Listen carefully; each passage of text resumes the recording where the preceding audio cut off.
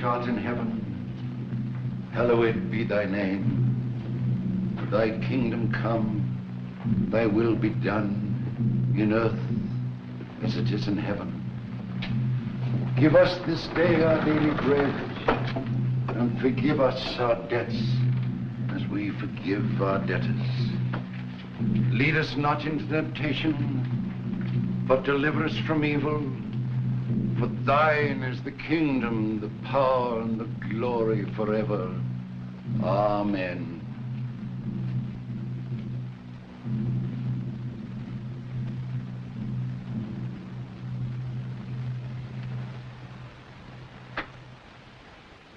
I'd like you to have my notes and records. Of all the newspapers, yours was the only one which was fair to me. Thanks, Doctor.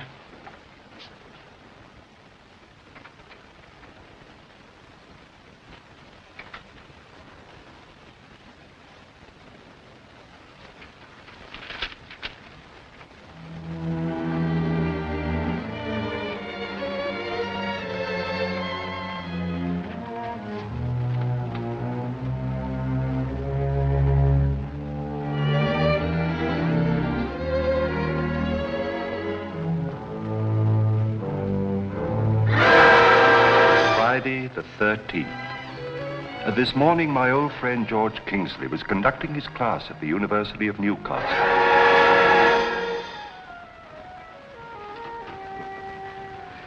And in 1547, Sir Joshua Peachtree wrote, "Thou who breakest glass will find fate can be, oh, most unkind. Under ladder walkest thee, most unlucky thou wilt be. Each dread Friday do take care, else thou fallest down a stair." And with that little epic, Sir Joshua proved that he was a poet of the first rank. In fact, I should say he possibly was the rankest poet that England ever turned. Just a moment, please, just a moment. This being the end of the semester, I have an announcement to make that I'm sure will give you a great deal of pleasure. Although I myself am sorry to tell you that I may not be with you next term. Today I must leave to appear before the Inquisitional Board of Regents of a very large university in the East. Very large university indeed. How many the dunce that has been sent to Rome excels the dunce that must stay at home. I sincerely hope the board does not like me. I'll try and be back next term. Oh, my umbrella.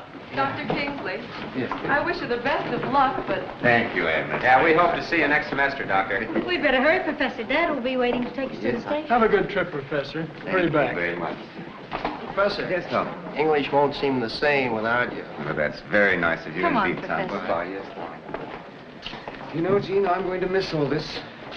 But most of all, I'm going to miss your father. A brilliant man, Jean. It distresses me to think that such a great brain surgeon should be so utterly wasted in Newcastle. Newcastle is a very welcome port in a very bad storm. Why, if it hadn't been for you, Professor, I don't know what we would have Jean, my done. dear.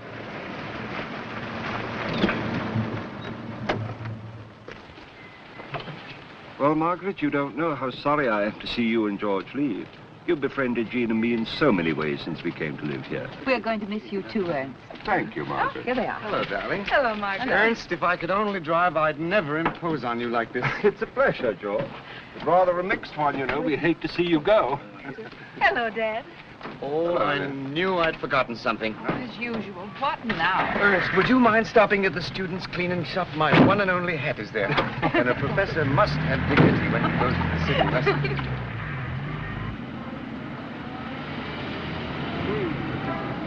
There we are, George. Dr. George, we're here. George! Oh, hurry, or we'll miss the train. All right, Oh, darling. Professor, don't let them sell you one of those fancy feathers. I won't, Jean, I won't. And George. George, Yes, dear. now watch the traffic, won't you? Be Yes, careful, please. darling, now don't Careful worry. now, please.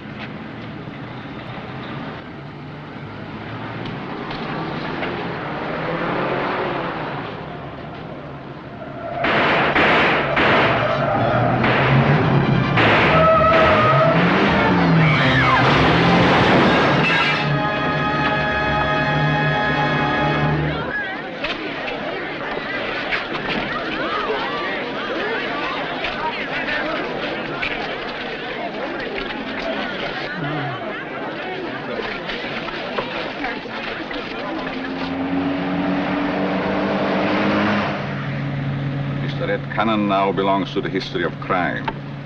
Past tense. So what about our dough? We ain't got it back yet. Yeah. how about it? Mr. DeVore, it would have been poor business to kill Red unless I knew how to locate the money. Turn back to the city.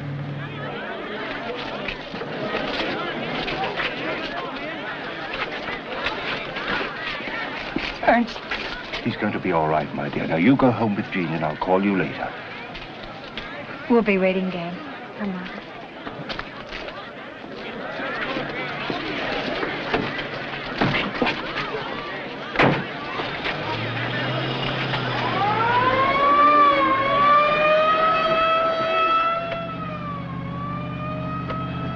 Ambulance, huh? Uh-huh. Some men were shooting at you. Who were they?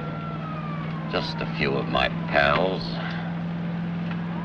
How bad am I hurt? A few minor cuts on the scalp, that's all. Any pain? No, not much. Who's the other customer? The man you ran down. He's dying. Softy, huh? Did those guys get away? Yes. And pull the bell cord of this bus. This is where I get off. I'm going rat killing. Hey, I'm tied down. What is this, a pinch?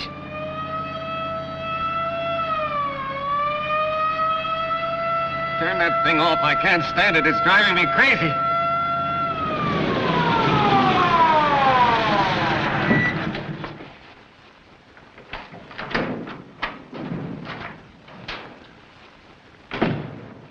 It's no use, Sovak.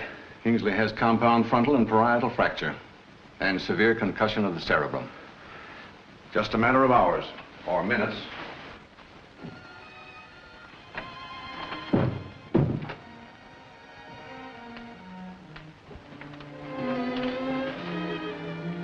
Pulse 65. He's in a coma.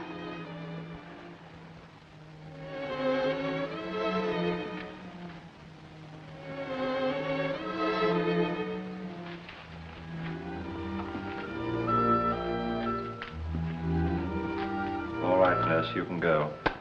I'll stay. What's the matter with me, Doc?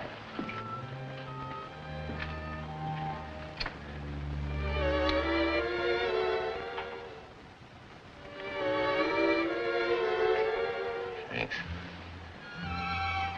What's the matter with me, Doc? I can't feel nothing. My legs are there, but I can't feel them. Your spine is broken. You're paralyzed. Pull me through, Doc, will you? Pull me through and I'll pay you anything.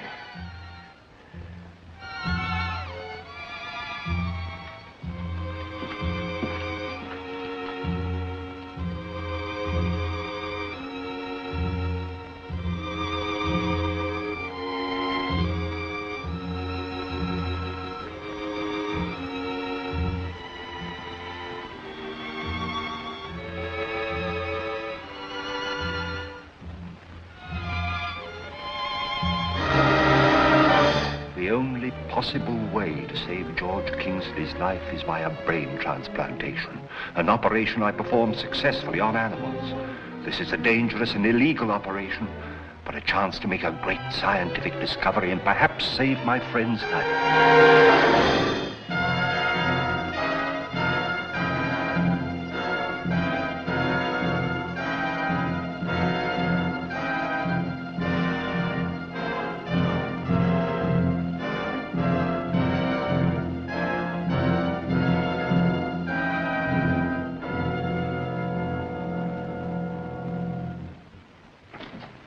Ernst, how long will his head be bandaged? Oh, not long now. Dr. Sovak, Yes? two gentlemen want to see you. Who are they?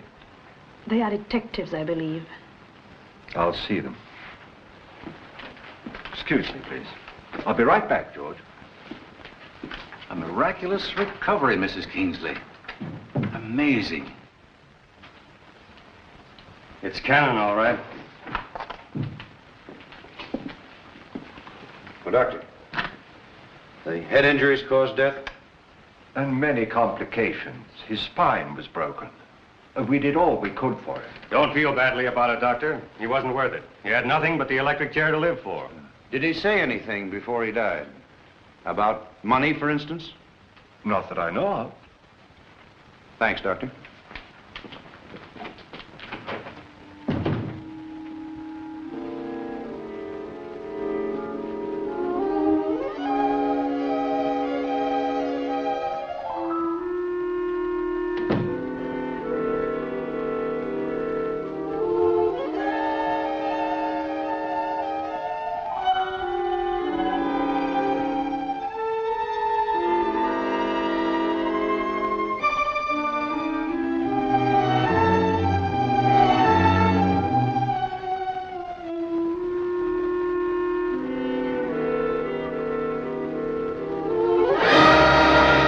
$500,000. With that money, I could build my own laboratory and continue with my experiments.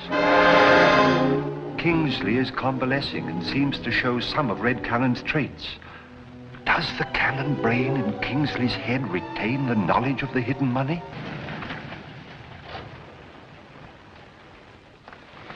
I've been waiting to see you, Ernst. I'm worried about George. He just doesn't seem himself. Why, he's getting stronger every day, isn't he? Physically, yes, but his mental condition doesn't seem right. He's irritable, flies into a rage for no reason at all. That isn't like George. No, it isn't. He has been acting strangely lately. I don't think I'd be too alarmed about it, though, if I were you. Well, I hope you're right. I think so. You're late today, Ernst. Come and sit down and talk to me. I'm feeling very low. Will you have some tea? No, thanks. The trouble with you is you're feeling too well. Too well? I used to think that a long period of convalescence would be like an ocean voyage. That I'd have a chance to read all the books I want to that I haven't time to ordinarily. But nothing seems to interest me.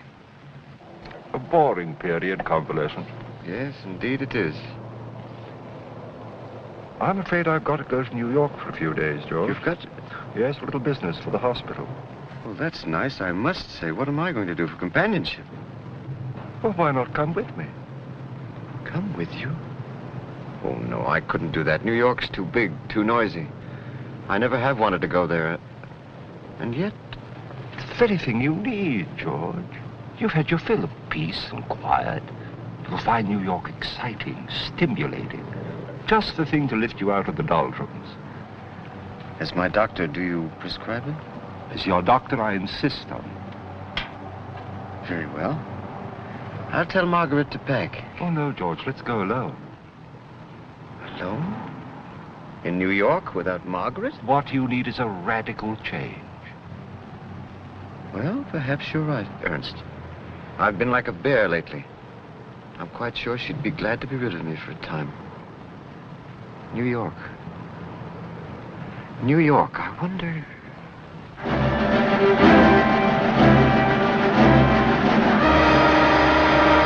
I'm taking Kingsley to Red's old environment. In fact, to the Midtown Hotel, which Cannon used as his hideout.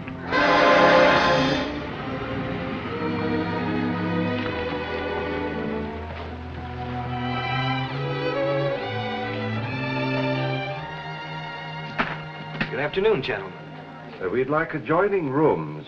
Yes. 505 and 506, if they're available, are they? Well, yes, they're available. Thank you. You've been with us before, sir?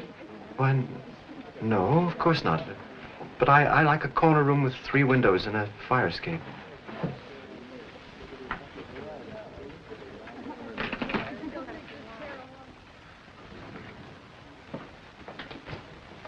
This way, gentlemen.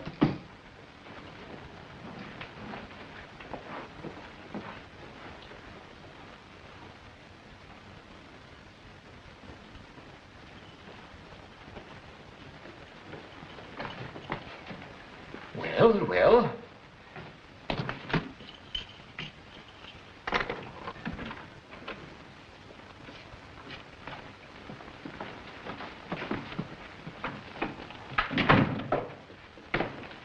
I'm in the next room, Ernst. Will you bring the black bag in here, please?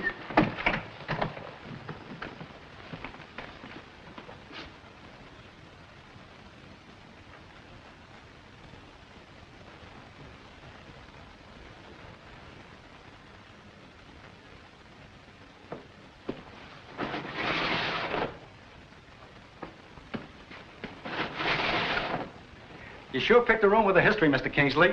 Oh, really? But you see, history is not my subject. I don't mean that. I'm talking about Red Cannon. He hid out in these rooms for nearly 6 months from cops, G-men, and his own gang. Nobody in the hotel suspected him, but his gang got wise and Red tried to run out. They caught up to him in some small town in the sticks. Imagine when we found out who he was, and him with nearly $1 million hidden away. Say, the manager locked himself in here and took these rooms apart. Yes. But he's still the manager, so I guess he didn't find it. Anyway, I made plenty out of Cannon.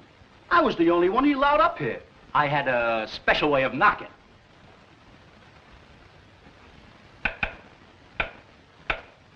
Yes, sir. That's it. Thanks.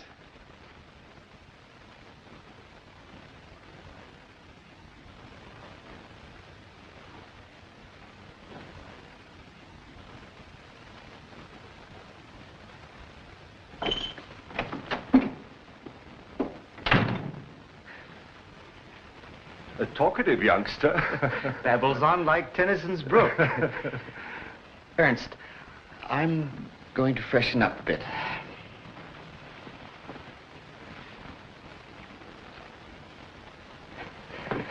And then let's go out. Let's do the town. You know what I mean. A good dinner and perhaps a bottle of wine. Splendid, George. I'll get changed and then we'll go. I chatter as I flow to join the brimming river. For men may come and men may go, but I go on forever.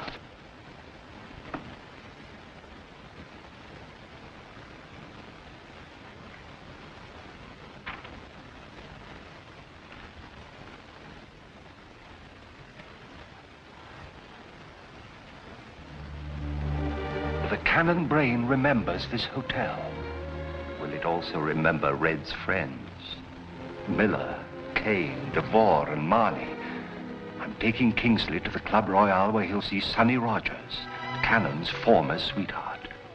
My kisses captured your lips, but never reached your heart. Last night I thought you loved me dearly, and I was An old-fashioned. George? I'm ready for anything. Two. Yes, sir. But now you're as far as the tiniest star. I find the singer rather interesting, don't you, George? Who is she, Ernst? I seem to know her. Could she be one of my former students?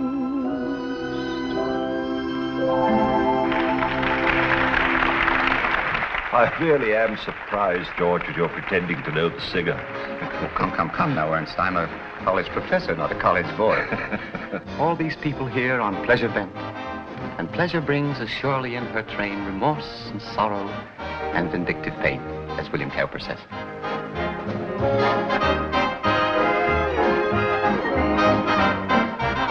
Pardon me. Sure.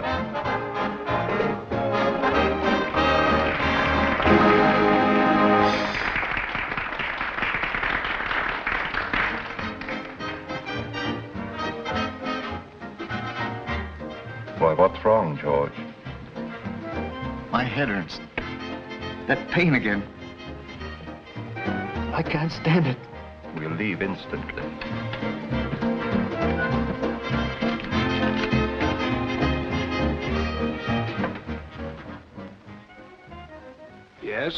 Yes, the next train leaves at noon.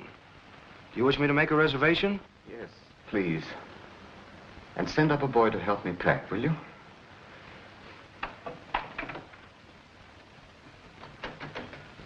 Well, good morning, George. You slept late. But my sleep doesn't seem to refresh me. Ernst, We're old enough friends that we don't have to deceive each other. Why do you say that? And tell me, what is the matter with me? My sleep only seems to tire me. And I'm haunted by the most horrible dreams. A perfectly normal reaction to the shock of your accident, George. Come in.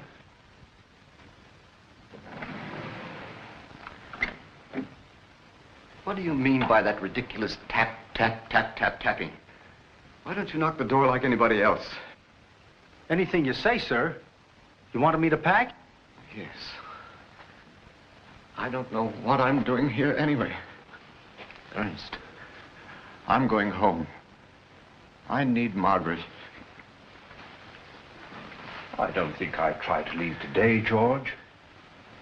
Now, you can stop the packing. Yes, sir.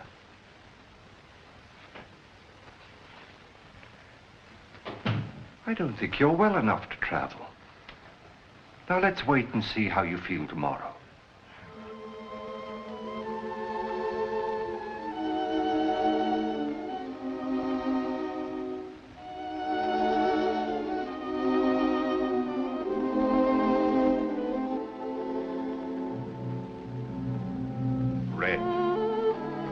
Red Cannon. You were the leader of a gang. They tried to kill you. You came back to get revenge.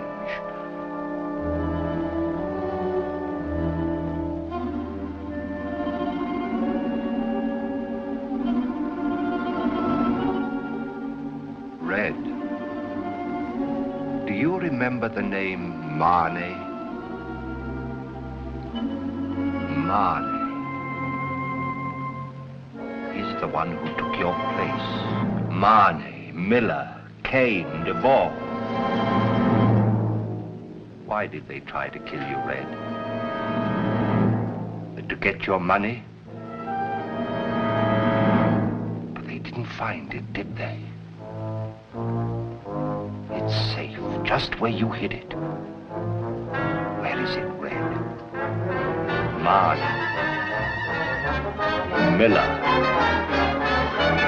Kane, Duvall.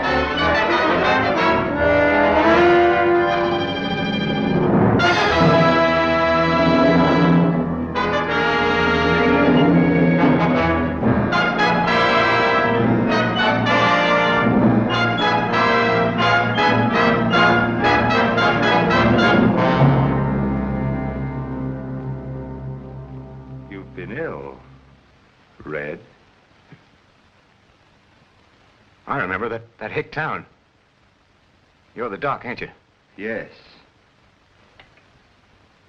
Say, my back's better. You cured me? Yes. You're perfectly well now. Thanks, Doc. I won't forget it either.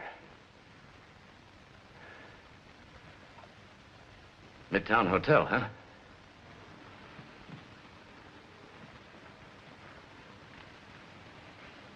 How'd I get here? You asked me to bring you. I must have been out of my head. Like every copper in town will be looking for me. I've got something to tell you, Red. Oh, yeah? What? You were smashed up in an accident, you remember? I had to operate to give you another body. You had to do what? What are you talking about?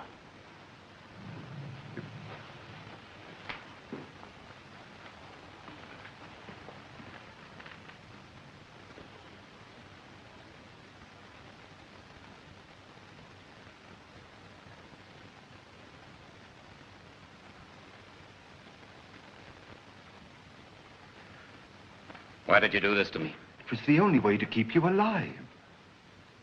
Oh.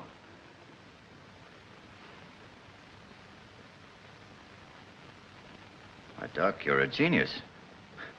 But you could have given me a better chassis.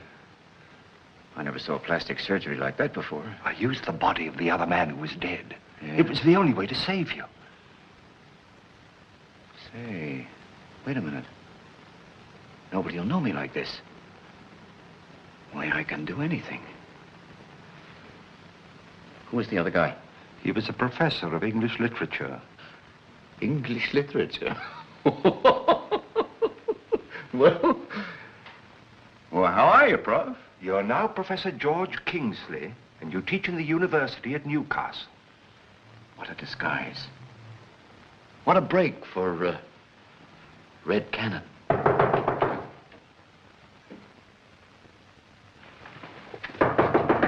Come in.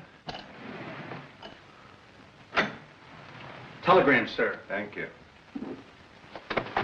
Hey, what is... Next time you do as you're told. When you come to my room, knock like this. Now, scram. Yes, sir. Next time.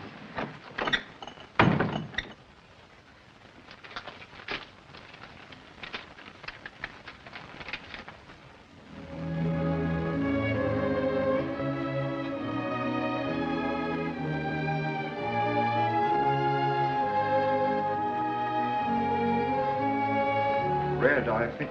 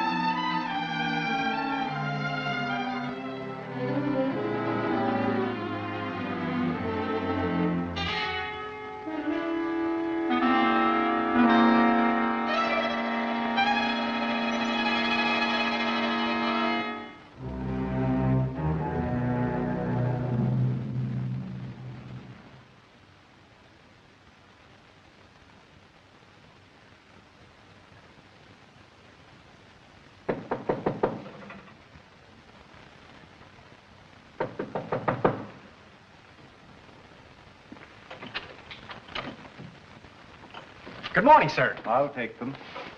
And here's the morning paper, sir. Compliments of the house. Thank you. Say, you sure get around, mister. From the looks of those clothes last night, it would seem like you fell into a cement mixer. That'll be all. Yes, sir.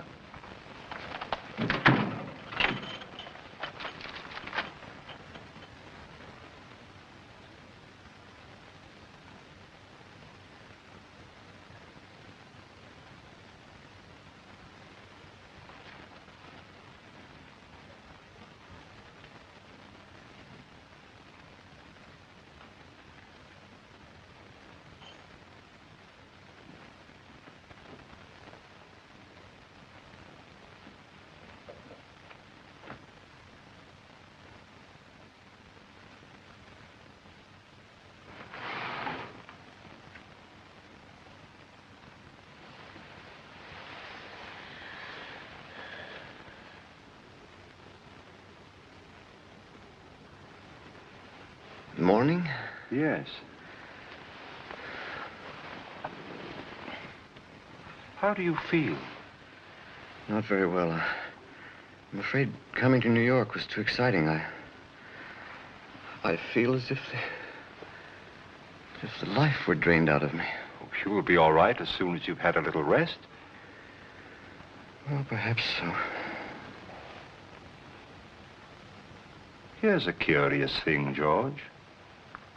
It seems that Louis Devore, one of the Red Cannon gang, was found early this morning in a deserted building, dying from the effects of a brutal beating.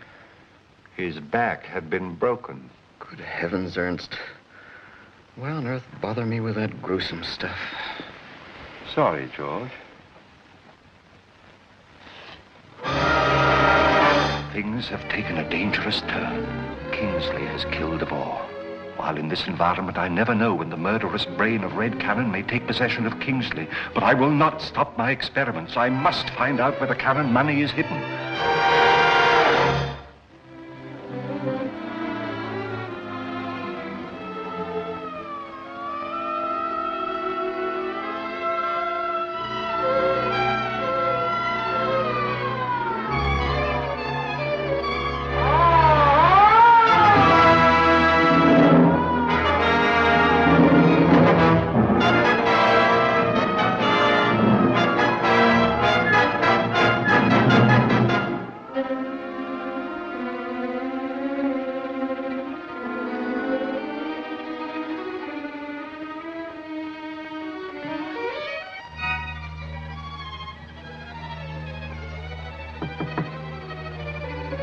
ready, George.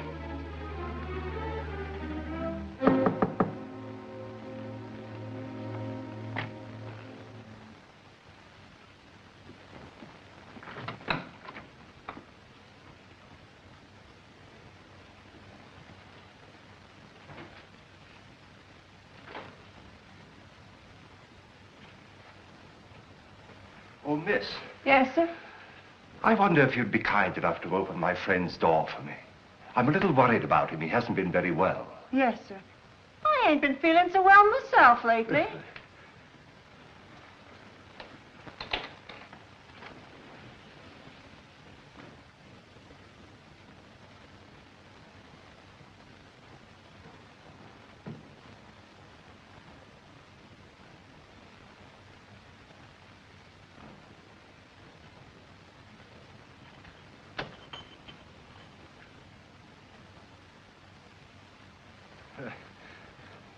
Evidently, my friend has gone out.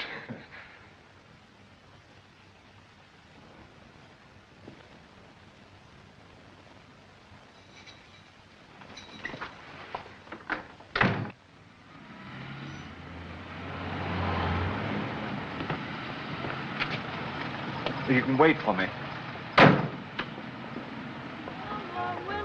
No, thank you. I was here the other night with a friend. The rather middle-aged gentleman. That's right. Has he been here tonight? I don't think so. Oh, wait a minute. There was a gentleman that looked like him at the bar. At the bar? Oh, no. On second thought, it couldn't have been your friend. And besides, that man left a little while ago, sir. Oh.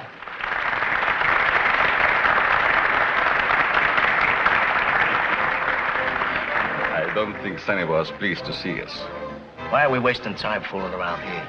Didn't you see that newspaper picture of Devore's battered body?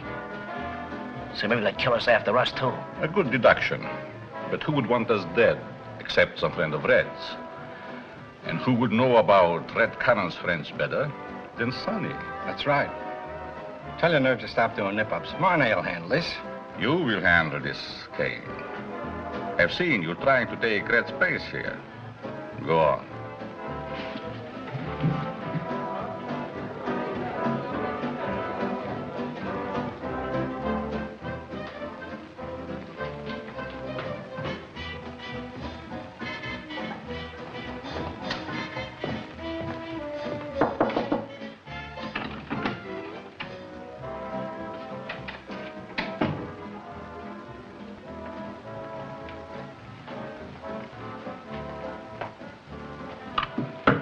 I didn't have any part of Devore's killing. Nobody said you did. And everything's just lovely. I'd like to see you at your apartment after you get through. Maybe if we put together what you know about Red and what I know, it'll add up to some money. Say, if I knew anything about $500,000, do you think I'd be working in this joint? We'll go over all that later. Like it? Sure. It's yours. Tonight.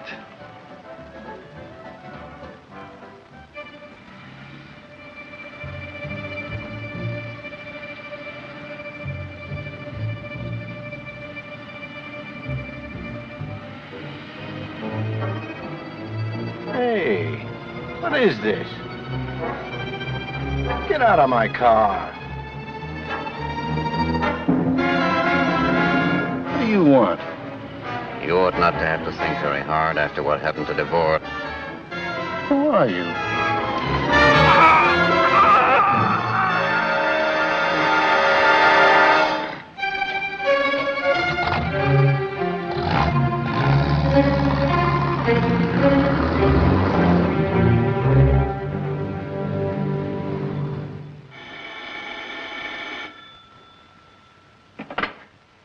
Hello, Bill. Who is it? Who is it sent you that money to get out of that trouble in Chicago? Red.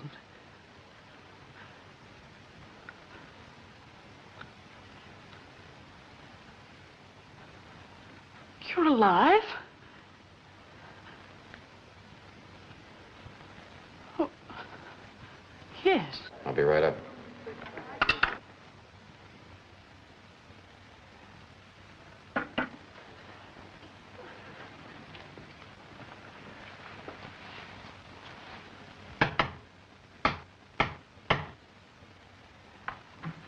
Red.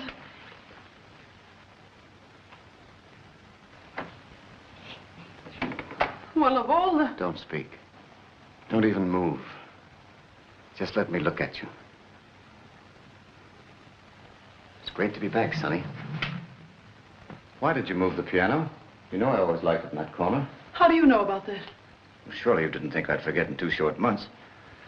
Are there any cigarettes in the door? Yes. You look good, darling. Come on, let's have a drink.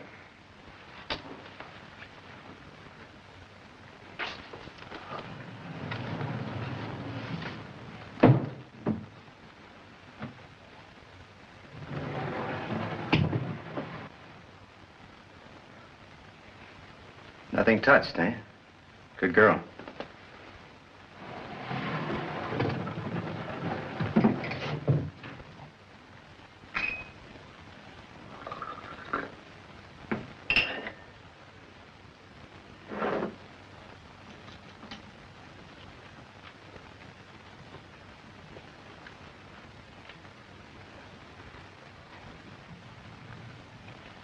Well, here we are. How do you like the trimmings?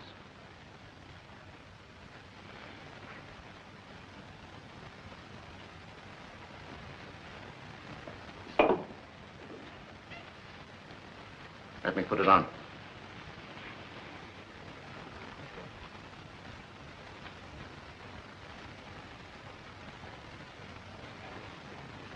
How did you get it? Just picked it up. There, you don't seem very glad to see me. You're afraid. What are you afraid of? I'm not afraid. Red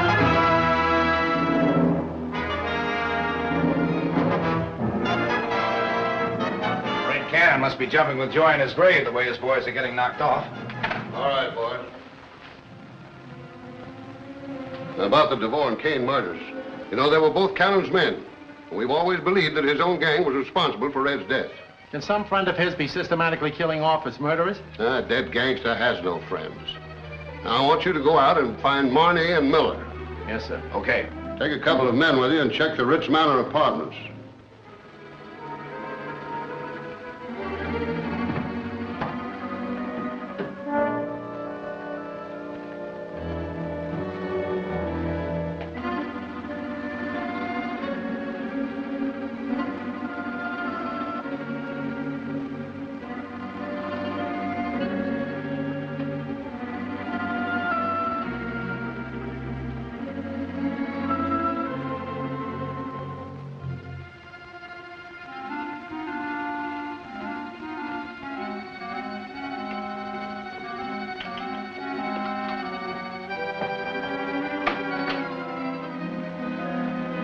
You're sure this is Barney's apartment?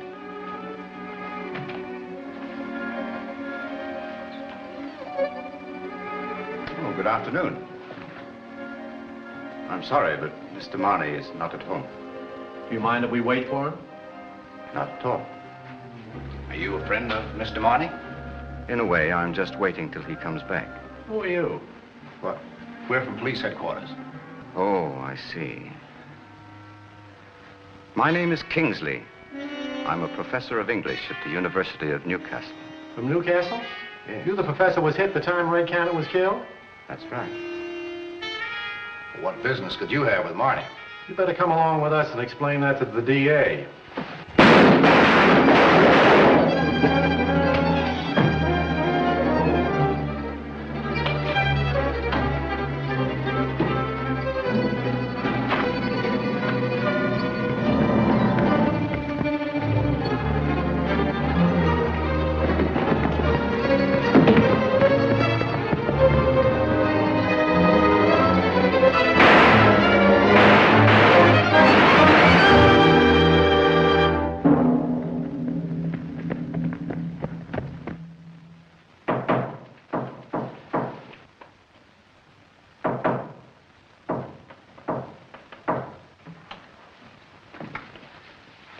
Good morning, Sonny. Marney, What's the matter? Aren't we welcome?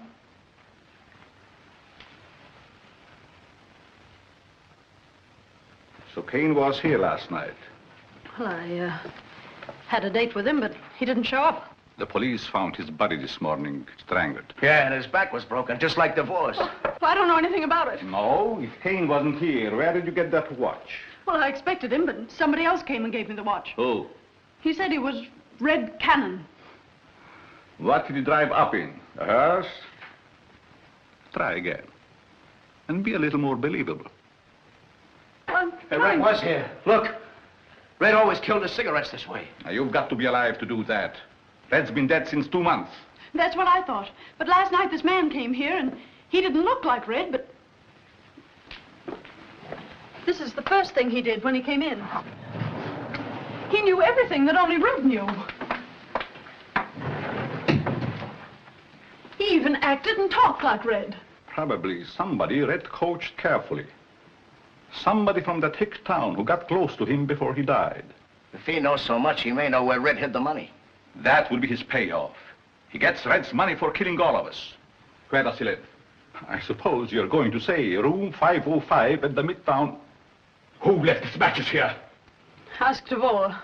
And Kane.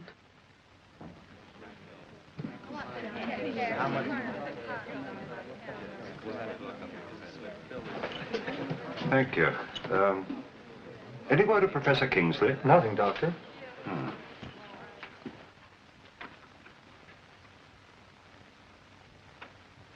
Dad.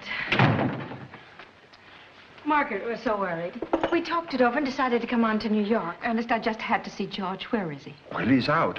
I don't quite know where. But I thought you were always with him. I'm afraid you're not going to like this, Margaret, but I'm going to be quite blunt with you. When George was convalescing at home, you were a marvelous nurse. Well, I did what I could. Exactly. When he turned his head, you were there to adjust the pillow. If he reached for a glass of water, you were pouring it for him. Sorry, I couldn't have done more. But that was just the trouble. If you kept it up, you'd have been a permanent invalid. Well, why didn't you tell me? Oh, naturally, I didn't want to hurt your feelings. And fortunately, George himself rebelled in time. That's why you brought him to New York alone with you. Of course, my dear. He had to have a change. Has it helped? Is he better? Yes, he is, but we must still be careful. Now, I suggest that you allow him to remain here till he's perfectly ready to go home of his own accord, and don't try to see him. Oh, but... Now, you and Jean go up to your rooms and get some rest, and take the first train out for Newcastle in the morning, huh? Well, if it's best for him, all right. Believe me, it is. Oh, there's George. Margaret, you said you wouldn't try to see him. Now, please, will you take her please, to her room, but Jean? Dad. Jean, I assure you what I'm doing is for his own good. Now, please believe me.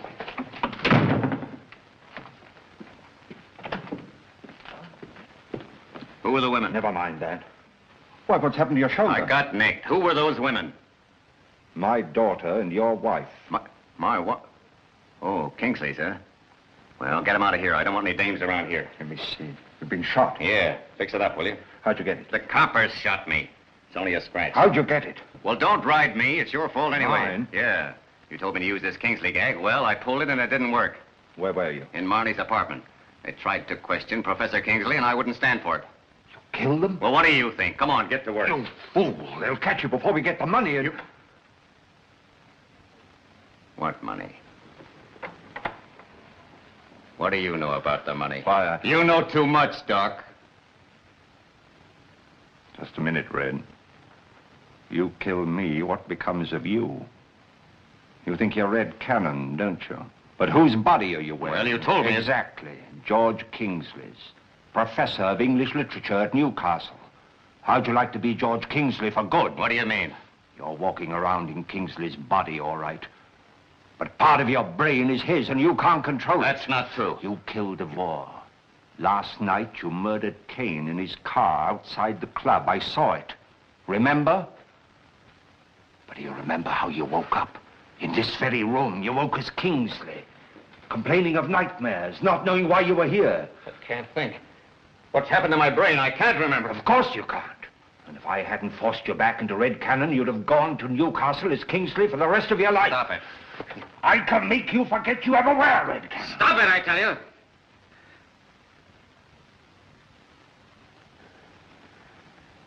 I'll cut you in on the dough.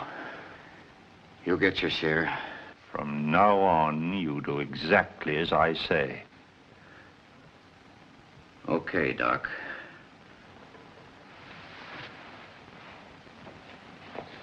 Now I'll fix that shoulder. It's no use, Jean. I'm not going home in the morning, not unless George goes with me. But you told Dad I don't care what I said. When George came in, your father practically ran me out of the room. He's trying to conceal something. No, Margaret. I'm going to see George now. And if Ernst tries to stop me, I'll call a New York doctor. Margaret, I'm sure you're worrying over nothing. But I'll go talk to Dad. There you are. Okay. Nice job, Doc. It's not safe to stay here too long. You get that money tonight. Maybe you're right. I'll get going right away. Professor King. Dad. Jean. Dad, he didn't even know who I was. Oh, nonsense, Jean. And the way he looked. He was like Professor Kingsley, and yet... Dad, what is back of all this? Haven't you guessed? The operation I performed was a brain transplantation. Then his brain... Is partly the brain of Red Cannon. Dad, your best friend. Oh, you couldn't. I saved his life, didn't I? Well, what's the good of that if you've turned him into a criminal? My only thought was to keep him alive, I swear it. But when I saw signs of the gradual awakening of the Cannon brain, I knew I'd made a great discovery for science. Cannon's a gangster, a murderer. All right. But in the meantime, I've proved what I always knew to be true. Transplanted human brain cells will live and function. What a triumph! Think of it. I'm not a scientist, Father. I can only see you destroying your best friend. Oh, it's too late to think of that. But you must. Think what you're doing to him and Margaret. Oh, he'll be all right. As soon as I get him back to Newcastle, he'll forget all about this. But I can't do that until... Until what? Until the experiment is completed. You've got to take him home tomorrow. Why? Because it's the only human thing to do. Margaret is suspicious. She threatens to call in a New York doctor, then the truth is bound to come out. Don't forget, Dad, you had no legal right to operate. It means prison. And every chance you might have had for a career in this country is lost.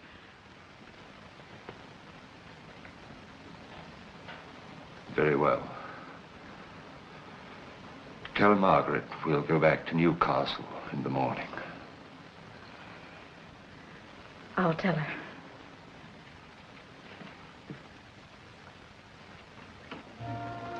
Gang killer slays 2 detectives. You'd think the police would catch that killer by now. Guy like that must be a lunatic. If I got one look at him, I could tell his type. Same, sir.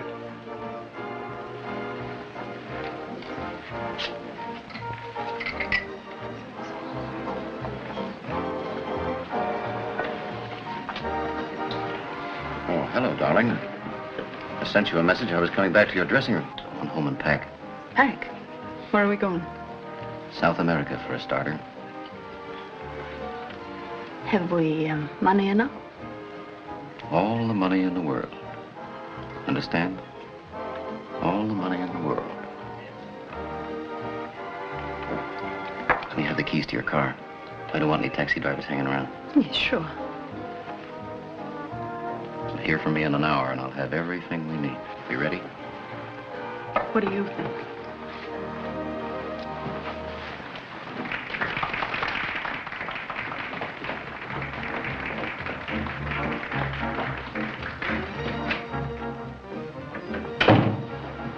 He wants me to run away with him.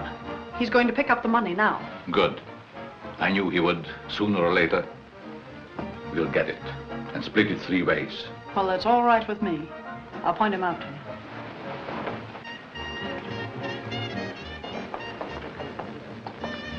There he is at the bar, just getting up. He's taking my car. It should be easy to follow.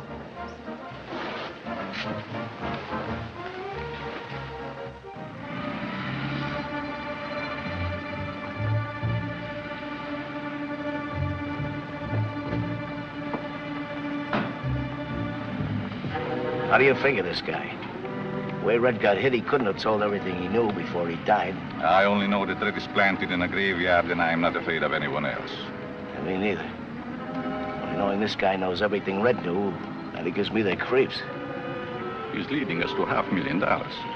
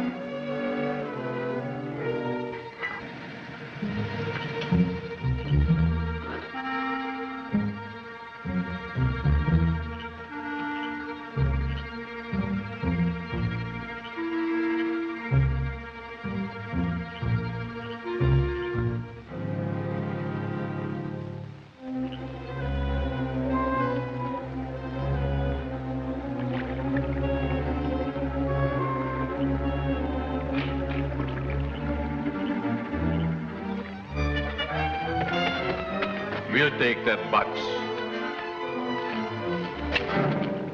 Go ahead and shoot if you want to dive 200 feet for it. The money is what we want. Hand it over, and we'll give you a break. Okay. Come and get it. Keep him covered.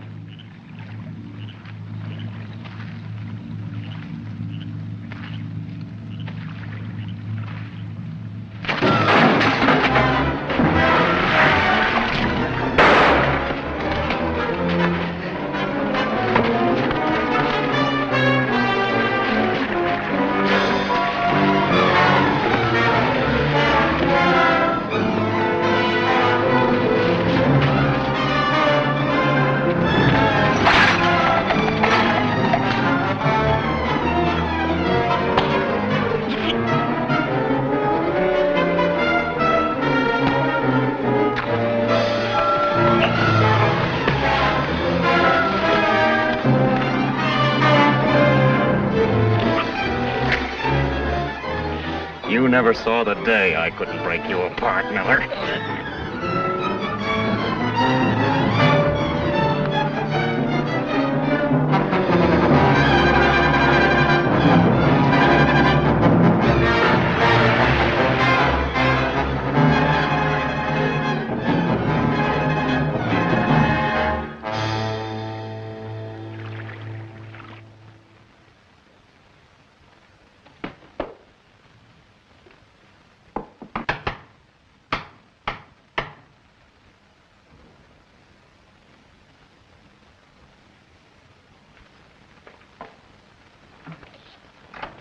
What's happened?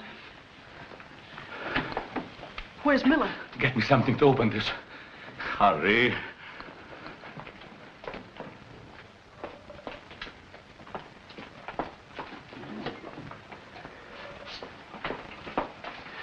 Go get me a drink, and then we're on our way. Sonny, the split on this now is 2 ways.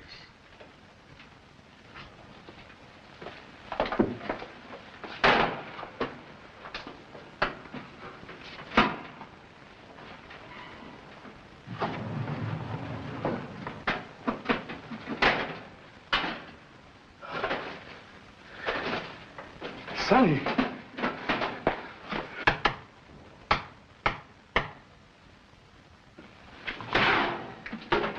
Get in there.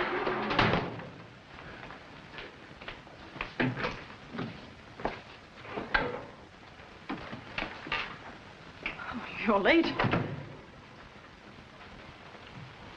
Where's Monty? I don't know. I haven't seen him. Why is the bar open? I was getting a drink. I was almost packed, and Just waiting for you. Well, why are you staring at me? What's happened to you? Marnie and Miller followed me from the nightclub. Now I know why you didn't want me to come back to your dressing room. They were there.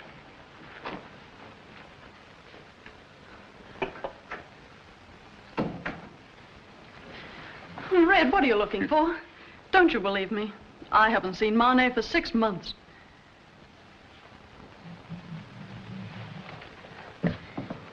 Fred, look at me. There's never been anybody but you. Believe me.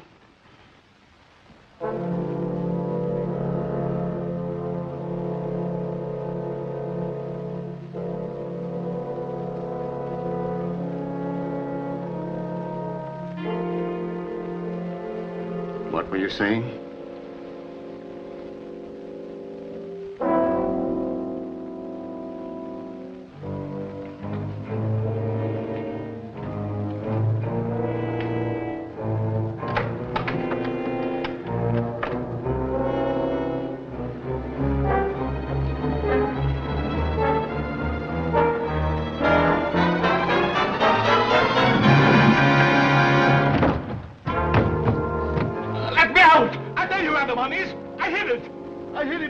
Red.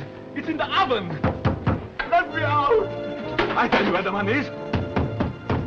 It's in the oven. Let me out. Let me out. Mr. Hare.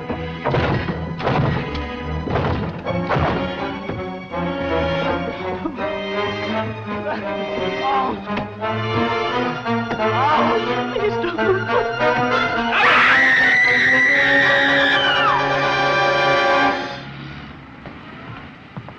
Taxi. Yes, sir. Where to? Wesley Airport. Yes, sir. Pardon the order. A hack driver that works all night shouldn't have kids. All night you work your heart out for the little woman and the little darling. All day long while you're trying to snatch 40 winks, the old lady slams the doors. The kids chase each other in and out of the room. One kid jumps up on the bed, hops on your stomach. Daddy, tell me a story. Tell me a funny story. I knock him out of the bed. He screams. The old lady calls me a tramp. Home sweet home. I'll kill him. Shut up. I don't like gappy taxi drivers.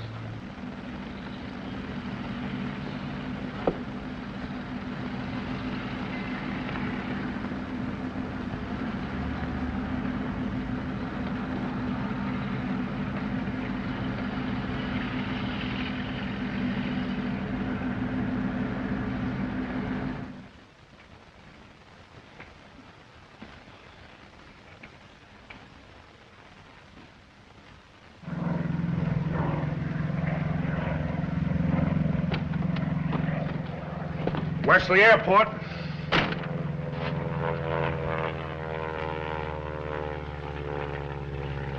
Wesley Airport. What? Wesley Airport. Drive me to the Midtown Hotel. Midtown Hotel. It's a crazy business, but it's a living.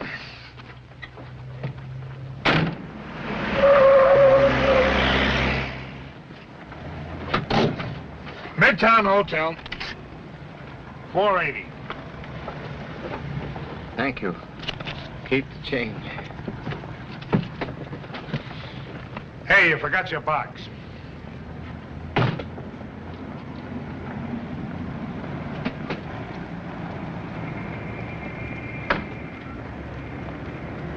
$1,000.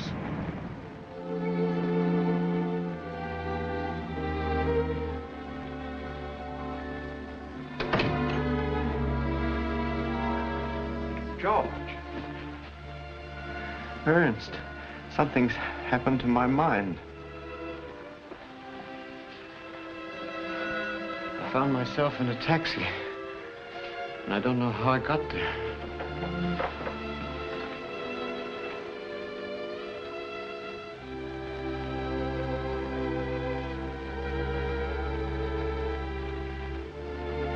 Ernst. Just a minute, George.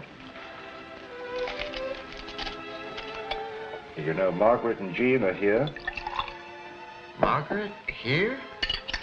Yes. Now drink this.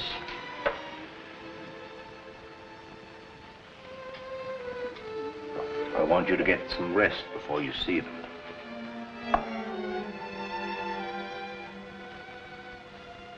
Now don't worry about a thing. Tomorrow, everything will be all right.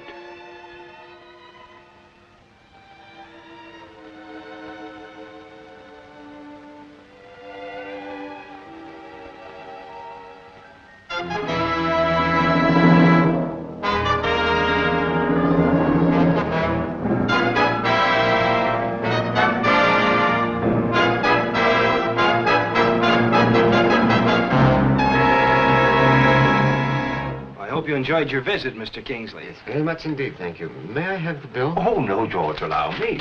It was understood you were to be my guest, you know. Mr. Kingsley? Yes, that's my name. The chief of police would like to see you. Oh, really? But I don't even know him. We'll introduce you. What can the chief of police possibly want? Well, there can't be any charge against Professor Kingsley, surely. The chief will explain all that. Who are you? I'm his doctor. He's just recovering from an extremely serious illness. Come along. I'd like to go, too, if you don't mind. All right. Come on. Well, you go ahead to the station, dear. Yes, but George... No, it's all right. We'll meet you there. Goodbye.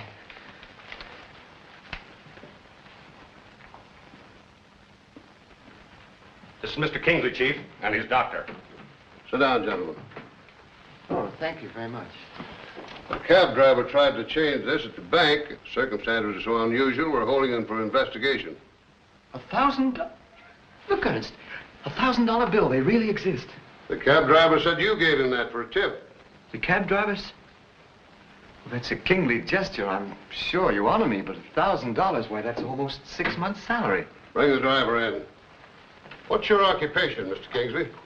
I'm a professor of English literature. And I might add, a very underpaid professor. Come on, I gotta get out of here. I tell you, I gotta get out of here. In there. My wife, she won't like having me staying in jail. Is this the man that gave you that $1,000 bill? How do you do? Him? Does he look like a grand note to you? The guy I was talking about was a gangster who pushed me in the face. Can you imagine him pushing me in the face? Oh, no. That's all, Mr. Kingsley. Sorry to have inconvenienced you. Thanks for coming in. Thank you. We've barely time to catch the train, George. Yes.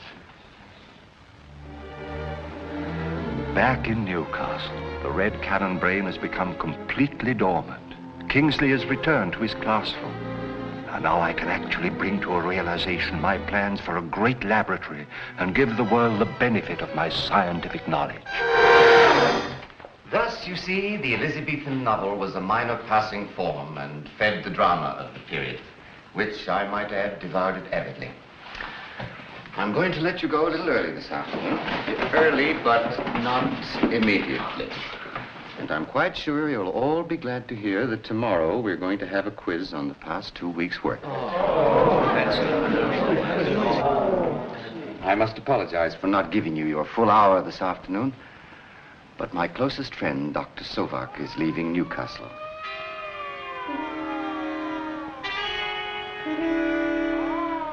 What was that?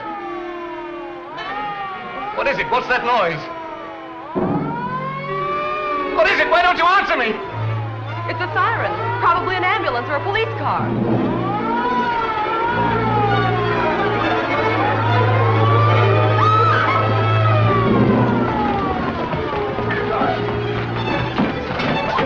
We can help you. What can we do?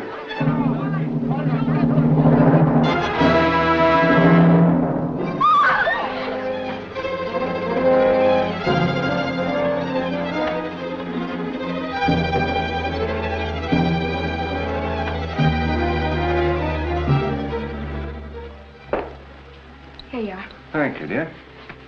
Gosh, Dad, I hate to leave this place. Seems so much like home to me. I know, Jean, but at least I'm going to a better position. Of course, Dad. Now I'll pack the rest of the books. Oh, Dad, I've packed all your instruments. Good girl, Jean.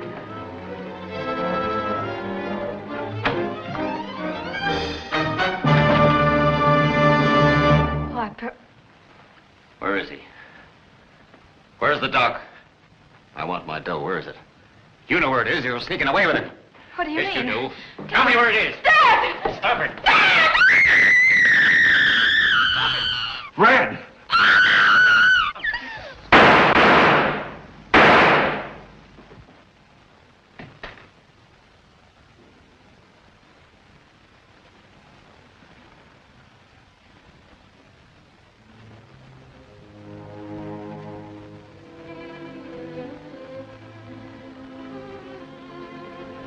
Ernst. Why? Why did you do it? Why, Ernst? I think you know the answer now, George.